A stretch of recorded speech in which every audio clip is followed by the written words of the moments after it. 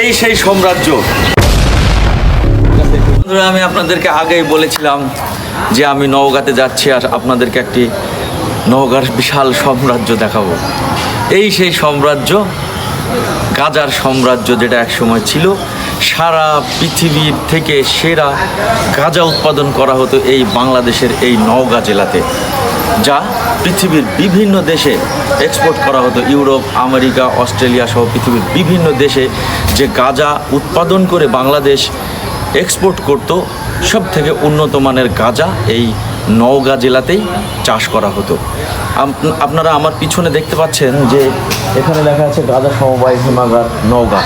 এইটাই হচ্ছে সেই হিমাগার। গাঁজা উৎপাদন করে ভালো মানের গাঁজাগুলো বাছাই করে এই গোডাউনজাত করা হতো, আর বাকিগুলো পুড়িয়ে ফেলা হতো। কোন জায়গায় পোড়ানো, কোথায় পোড়ানো হতো সেটাও আপনাদেরকে আমি দেখাবো। আর আজকে আমরা বিদায় নেব এই নওগাঁ থেকে। আমাদেরকে খুব শর্ট টাইমে ভিডিও করে আবার ফেরত যেতে হবে, তাই আপনাদেরকে যতটুকু পারছি আমি দেখিয়ে দিচ্ছি। সেই রকমভাবে ইতিহাস আপনাদেরকে শোনাতে পারবো না, আমি শুধু দেখাতে এসেছি যে নওগাঁ জেলাতে একটি গাঁজা সোসাইটি ছিল, সেটাই আপনাদেরকে দেখাচ্ছি। এখন বর্তমানে এটা অনেক পরিবর্তন হয়ে গেছে, এখন সরকারি অনেক বিল্ডিং হয়েছে, স্কুল হয়েছে, কলেজ হয়েছে। এই এলাকাতে সমিতিটা এখন কী অবস্থায় আছে, কিভাবে আছে, সেটা আমি বলতে পারবো না আপনাদেরকে। তো বন্ধুরা, সকলে দেখতে থাকুন আমার এই ভিডিওটি। আমি যতটুকু পারছি আপনাদেরকে দেখাচ্ছি।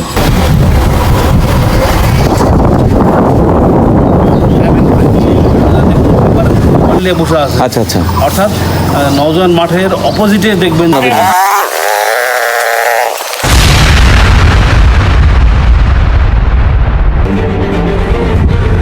40 একর জমির উপরে গাঁজা সোসাইটির স্টাফদের জন্য 100টি উন্নত মানের ভবন বানিয়ে একটি ব্যারাক নির্মাণ করা হয়েছিল সেই সময়। এর বাইরেও ছিল 11টি উচ্চ বিদ্যালয়, হাসপাতাল 3টি, দাতব্য চিকিৎসালয় ছিল 3টি, কোঅপারেটিভ ক্লাব ছিল 1টি, সরাইখানা 1টি, গুদামঘর ছিল 4টি, 7টি দীঘা, 1টি লেক, লাইব্রেরি 1টি মন্দির ও 3টি মসজিদ ছিল। ধরতে গেলে পুরো নওগাঁ জুড়েই অর্ধেকের বেশি সম্পত্তির মালিক ছিল সেই সময় এই গাঁজা সোসাইটি।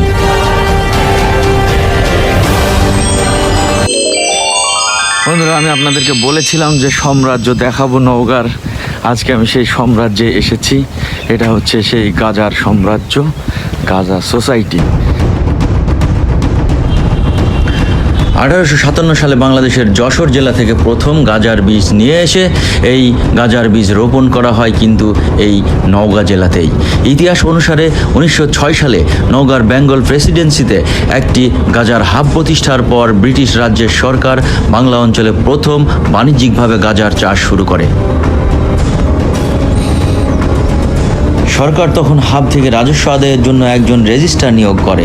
এরপর 1917 সালে নওগাঁতে 7000 গাঁজা চাষিদের কল্যাণে গাঁজা সোসাইটির নামক একটি সমবায় সমিতি প্রতিষ্ঠা করে। তারপর 1921 সালে বাংলার প্রাদেশিক মন্ত্রীদের একজন সৈয়দ নওয়াব আলী চৌধুরীর দ্বারাই উদ্বোধন করেন এই বিশাল গাঁজা সাম্রাজ্য, গাঁজা সোসাইটি।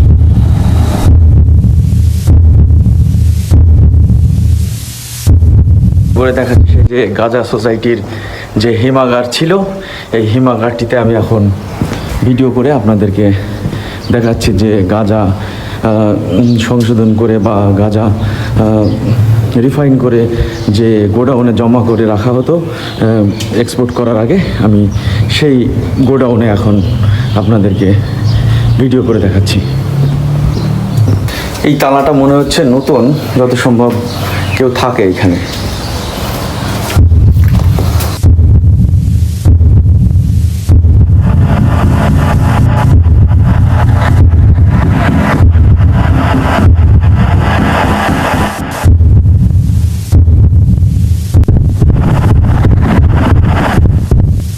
এটাও একটা গাঁজা সোসাইটির বিল্ডিং। এটা এখন স্কেটিং, নওগাঁ স্কেটিং একাডেমি হয়ে গেছে। এটা বিল্ডিংয়ের সামনে বড় মার্কেট হয়ে যাওয়ার কারণে এই বিল্ডিংটি দেখা যাচ্ছে না, তবুও আমি আপনাদেরকে ভিতরে যেয়ে আমি একটু দেখানোর চেষ্টা করি।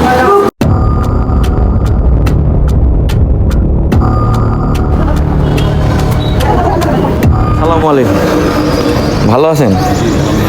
এইটা কি এখন বন্ধই থাকে নাকি এই বিল্ডিংটা? কার্যক্রম আছে এদের আচ্ছা। ওই বিল্ডিং আছে, এই যতগুলো নগর মতো অনেক জমি জমা বিল্ডিংগুলো আছে তো আর কালেকশন করে। আচ্ছা। আর এই অফিসটা চলে, এখানে 4 জন কর্মচারী আছে। এইটা কি এখন ওই গাজা সোসাইটির আন্ডারেই আছে না এখন অন্য নাম করে? ডিসি অফিসে চলে গেছে। আচ্ছা। আছে আমরা মনে করেন যেটা তো ওই সমবায় সমিতি, যেটা তো অনেক সদস্য, জি, জি। তাদের কোনো কার্যক্রম নেই। এখন এখান থেকে যে গাঁজা উৎপাদন করা হয়েছে এইটা প্রথমে কোথায় যেত?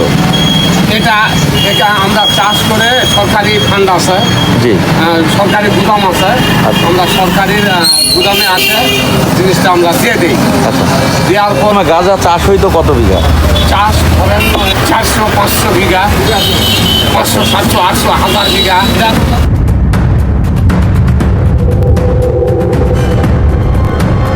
দর্শক, এখন আমরা প্রবেশ করছি গাজার এক সময়কার সোনালী দিনের এক উপাখ্যানে।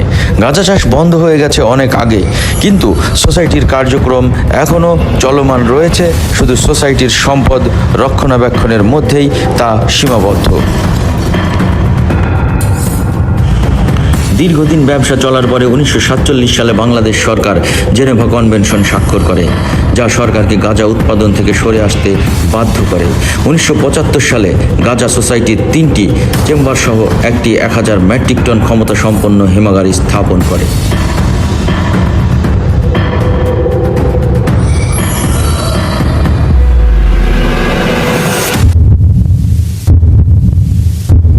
এই ব্যারাকের পাশ দিয়েই বয়ে গেছে যমুনা নদীটি, আর এই যমুনা নদীর পাড়ে রয়েছে গাজার কলকে আকৃতির একটি বিশাল বড় চুল্লি, যার উচ্চতা প্রায় 20 ফিট।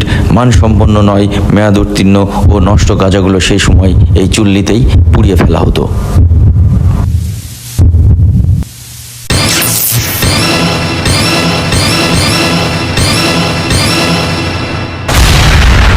চুক্তি অনুসারে 1987 সালে গাঁজা চাষ নিষিদ্ধ ঘোষণার পর সরকার গাঁজা সোসাইটির সকল গোদামগুলো তালাবদ্ধ করে দেয়, যা আজও একই অবস্থাতে রয়েছে। এই সেই সাম্রাজ্য। আমি আপনাদেরকে বলেছিলাম যে আমি নওগাঁ জেলাতে যাচ্ছি, আপনাদেরকে বিশাল একটা সাম্রাজ্য দেখাবো। এই সেই গাঁজার সাম্রাজ্য, যেটা ছিল এক সময় গাঁজা সোসাইটি, যা পৃথিবীর সমস্ত দেশের চাইতে এই বাংলাদেশের নওগাঁ জেলাতে উৎকৃষ্ট মানের গাঁজা চাষ করে পৃথিবীর ইউরোপ, আমেরিকা, অস্ট্রেলিয়া সহ পৃথিবীর বিভিন্ন উন্নত দেশে এই নওগাঁ জেলার থেকেই গাঁজা এক্সপোর্ট করা হতো। আপনারা শুনেছেন যে এই নওগাঁ জেলাতে একটি গাঁজা সোসাইটি ছিল। বাংলাদেশের প্রথম একটি ব্যাংক ছিল এই গাঁজা সোসাইটির অর্থেই সেখানে জমা হতো। আর আমি এখন যেখানে দাঁড়িয়ে আছি, আমার পিছনে যে গেটটি দেখছেন, এটাই এখন মাদকদ্রব্য নিয়ন্ত্রণের অফিসের গেট। এখন সেই গাঁজা সোসাইটি অফিসটি এখন মাদকদ্রব্য নিয়ন্ত্রণ অফিস হিসাবে ব্যবহৃত হচ্ছে। আর এই নওগাঁ জেলাতে আমি এসেছিলাম আপনাদেরকে এই ভিডিওটি দেখানোর জন্য। প্রায় 10 ঘন্টা জার্নি করে আমি এই নওগাঁতে এসেছি এই ভিডিও তৈরি করার জন্য। যদি আপনাদের এই ভিডিওটি ভালো লেগে থাকে, অবশ্যই আমার চ্যানেলটি সাবস্ক্রাইব করে দেবেন, কারণ আমি এই চ্যানেলটি মনিটাইজেশন করব। আমার বেশ কিছু সাবস্ক্রাইব প্রয়োজন আছে। আপনারা আমার চ্যানেলটি যারা নতুন দেখছেন, অবশ্যই সাবস্ক্রাইব করে দেবেন। সকলে ভালো থাকবেন। আবারও নতুন কোনো ভিডিওতে দেখা হবে। সেই পর্যন্তই সকলে ভালো থাকবেন। আসসালামু আলাইকুম।